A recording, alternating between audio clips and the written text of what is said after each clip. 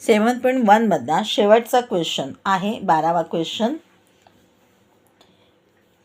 In the figure, a cylindrical glass container water, a metal sphere of diameter 2 cm is immersed in it. Find the volume of the water.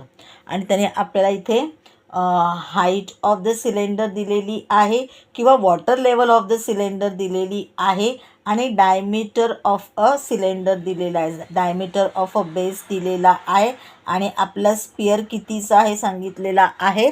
त्याचा जो diameter आहे तो 2 centimetre आहे. बघूया, आपण लिहून घेऊया आपली सगळी information. Diameter of a cylinder is equal to 14 centimetre.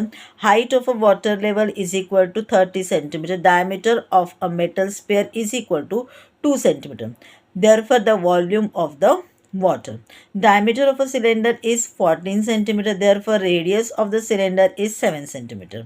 Diameter of a metal sphere is 2 centimeter. Therefore, radius of the cylinder is 1 centimeter. Because diameter is equal to 2r is equal to 1 centimeter. Because d is equal to 2r. तुम्ही information देऊन ठेवा म्हणजे त्यांचं confusion व्हायला नको. Okay. Volume of water is equal to volume of a cylinder up to water level minus volume of a metal sphere. आपल्याला volume of water काढायचा आहे, आपल्याला तो असा कळणार नाही आहे. मग आपण सिलेंडरचा वॉटर लेवलपर्यंतचा जो वॉल्यूम आहे तो काढ, त्याच्यामधून मेटल स्पिअरचा मायनस करूया म्हणजे आपल्याला वॉल्यूम ऑफ वॉटर माहिती पडेल. लिहिला आपण volume of cylinder pi r square h minus volume of metal sphere किंवा volume of sphere 4/3 pi r cube. Pi into 7 into 7 into 30 minus 4/3 into pi into 1 into 1.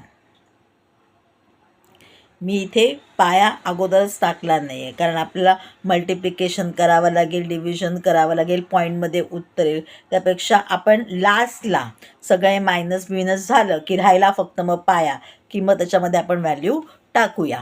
बघूया कसं काय करायचं ते. आपण मल्टिप्लिकेशन आन्सर काढलेलं आहे. आन्सर आलं 1470 पाया मायनस 1.33 पाया. मायनस केल्यानंतर आन्सर आलेलं आहे 1468.67 पाया क्युबिक सेंटीमीटर. किंवा आपण त्याच्या पुढे आन्सर काढू शकतो किंवा आपण म्हणूया की आपण ह्याच्या पुढचा आन्सर काढूया.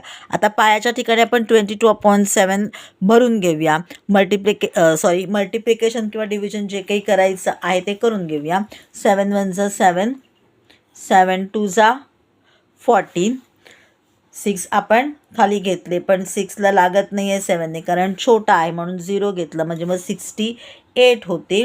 मग 7 9 जा 63, 68मधून 63 गेले, किती राहिले 5 राहिले, 56 झाले.